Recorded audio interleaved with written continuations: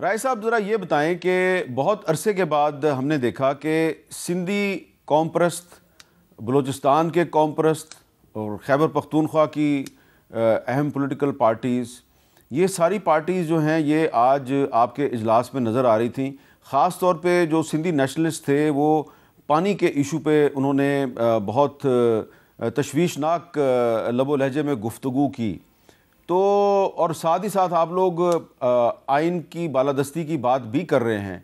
کیا آپ کو بطور ایک قانون دان کے یہ لگتا ہے کہ پاکستان کا جو اس وقت 1973 کا آئین ہے اس آئین میں اتنی گنجائش موجود ہے کہ سندھی قوم پرست اور خیبر پختونخوا کے لوگ اور بلوچستان کے لوگ جو ہیں وہ جو شکوہ شکایت کر رہے ہیں، ظاہری بات ہے ان کا شکوہ شکایت پنجاب سے ہے اور آپ کا تعلق پنجاب سے ہے، تو کوئی آئین میں راستہ موجود ہے کہ 3 صوبے ایک بات کر رہے ہیں اور ایک صوبہ جو ہے وہ دوسری بات کر رہا ہے، کوئی راستہ نکلے گا؟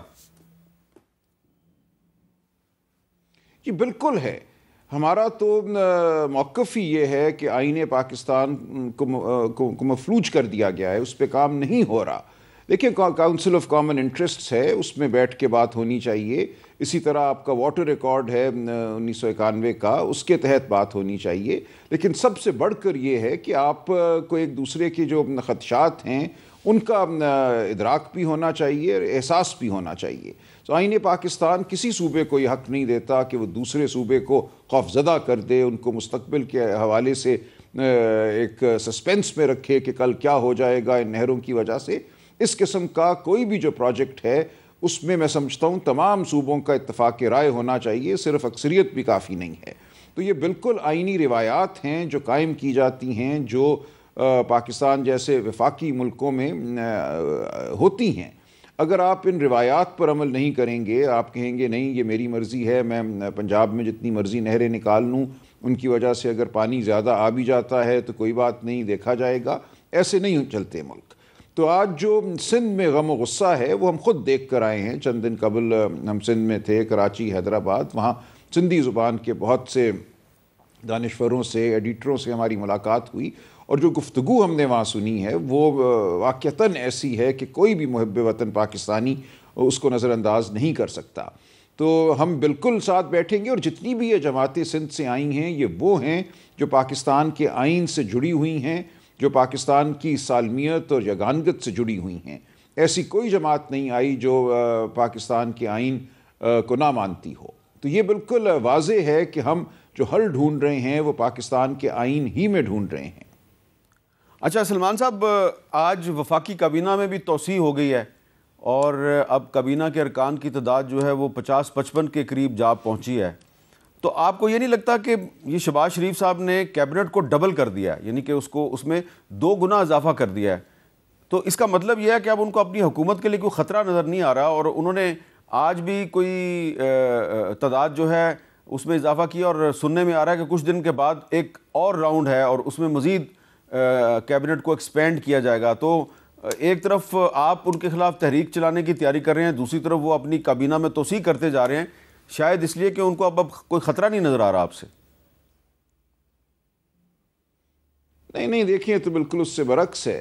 اس طرح کی توسیع تو ایک ڈری ہوئی، سہمی ہوئی حکومت کیا کرتی ہے جو اپنے وجود سے شرمسار ہو، وہ زیادہ سے زیادہ لوگوں کو اپنی طرف مائل کرنے کی کوشش کرتی ہے عہدے کی ہڈیاں پھینک کر. کیا یہ کابینہ کرے گی اس تعداد کی کابینہ؟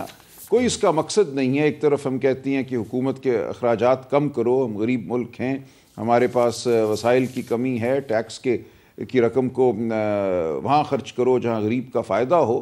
دوسری طرف آپ کہتے ہیں کہ 50-55 نہیں اور مزید اضافہ ہوگا، 70-75 کی کابینہ ہوگی. یہ تو علامت ہے ایک شرمسار حکومت کی. یہ کسی مضبوط حکومت کا طریقہ نہیں ہے اس قسم کی کابینہ بنانا. تو یہ ایک سہمی ہوئی حکومت ہے جس کو پتہ ہے کہ اس کا کوئی اخلاقی وجود نہیں ہے، اس کا کوئی قانونی وجود نہیں ہے. وہ ایک کرسی سے چمٹی ہوئی حکومت ہے، کرسیاں بانٹ رہے ہیں وہ. اچھا، ابھی تھوڑی دیر پہلے ڈاکٹر طارق فضل چودھری صاحب ہمارے سے بات کر رہے تھے، انہوں نے بھی آج فیڈرل منسٹر کا حلف اٹھایا ہے. وہ بڑے کانفیڈنٹ نظر آ رہے تھے، اور ان کے کانفیڈنس کی ایک وجہ جو ہے وہ یہ بیان کر رہے تھے کہ بھئی تحریک انصاف جو ہے اس میں بہت زیادہ گروپنگ ہو گئی ہے، آپس میں ایک دوسرے کی لیگ پولنگ کی جا رہی ہے. تو یہ جو ایک حکومت کی طرف سے ایک بیانیہ جو ہے اس کو پروموٹ کیا جا رہا ہے کہ تحریک انصاف جو ہے وہ بہت اندرونی اختلافات کا شکار ہے. تو آپ پارٹی کے سیکرٹری جنرل بھی ہیں, تو کیا آپ اس سے اتفاق کرتے ہیں کہ یہ جو اندرونی اختلافات ہیں اس سے آپ کو کافی نقصان ہو رہا ہے؟ بالکل بھی نہیں. بالکل یہ ایک خود فریبی کی بات ہے. ظاہر ہے کچھ تو بات کرنی ہے نا. اسلام آباد کی جو 3 نشستوں کا معاملہ ہے, جس طرح اسلام آباد ہائی کورٹ پہ دھاوا بولا گیا کہ ان کے مقدمات نہ سنے جا سکیں, اس کے بعد ظاہر ہے سامنے آ کر کوئی ماسک تو پہننا ہے. دیکھیں, تحریک انصاف عمران خان کے پیچھے بالکل متحد ہے. 2-4 لوگ ظاہر ہے کوئی بیان دے دیتے ہیں, کسی کو کوئی عہدہ نہ ملے, کوئی نشست نہ ملے تو چند دنوں کی ایک خفگی ہوتی ہے, وہ بیان دیتے ہیں, میڈیا ان کو بڑھاوا دیتا ہے اور بس. کوئی انتشار نہیں ہے, کوئی گروپنگ نہیں ہے تحریک انصاف کے اندر. بالکل ہر سطح پہ اتحاد ہے اور یگانگت ہے. اب یہ بتائیں کہ آپ کو 2025 میں لگتا ہے کہ عمران خان صاحب جیل سے باہر آ جائیں گے؟ جی بالکل مجھے لگتا ہے. دیکھیں, جو یہ جھوٹ پر اور فراڈ دھونس پر مبنی نظام ہے, مجھے نہیں لگتا کہ یہ ایک عوامی تحریک کو سہ سکے گا. اور جو لوگ منصوبہ ساز ہیں, اپنے آپ کو مقتدرہ کہتے ہیں, ان میں اگر ذرا بھی پاکستان کے لیے کوئی محبت ہے, کوئی حب الوطنی ہے, تو وہ اس جھوٹ کے نظام کو زیادہ دیر سہارا نہیں دیں گے. اس وقت ایک ہی راستہ ہے کہ ہم سچائی کو اپنائیں, ہم پاکستان کی عوام کی رائے کو سمجھیں. اور یہ ایک بہت بڑی نعمت ہے کہ جمہوریت کے ساتھ پاکستان کی اتنی بڑی تعداد, عوام کی اتنی بڑی تعداد آج کھڑی ہے, منسلک ہے.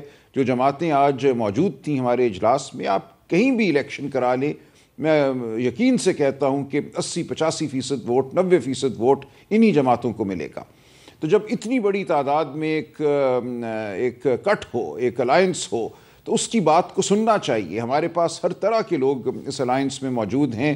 وہ لوگ جو حکومت میں رہے ہیں, وزیر اعظم رہے ہیں, وزیر خزانہ رہے ہیں, جن پہ عوام کو اعتماد ہے. تو اس سے بہتر کیا ہو سکتا ہے کہ ایک ایسی سیاسی قوت وجود میں آئے جس کو عوام کا واقعتاً اعتماد حاصل ہے, جس کے پاس حکومت چلانے کا تجربہ بھی ہے. تو یہ ایک نعمت ہے جو اس قوم کے سامنے آج پڑی ہوئی ہے. اس کو دھونس کے ذریعے باہر کیا جا رہا ہے, دھونس کے ذریعے ایک مصنوعی حکومت کو چلایا جا رہا ہے. میں سمجھتا ہوں جس دن بھی لوگ بیٹھیں گے, ہوش مندی سے کام لیں گے, ہوش کے ناخن لیں گے, تو یہ نظام ان کو نظر آئے گا کہ اس قابل نہیں ہے کہ اس کو قائم رکھا جائے. تو آپ تھوڑی سی اس کی وضاحت کریں گے کہ یہ جو آج اپوزیشن جماعتوں کا جو ایک اجلاس تھا, اس میں جو پارٹیاں شامل تھیں, تو تحریک انصاف کی کوشش ہوگی کہ اس کو ایک الیکشن الائنس میں تبدیل کیا جائے؟ نہیں, یہ میرا خیال ہے قبل از وقت بات ہے, یہ ضروری نہیں ہے.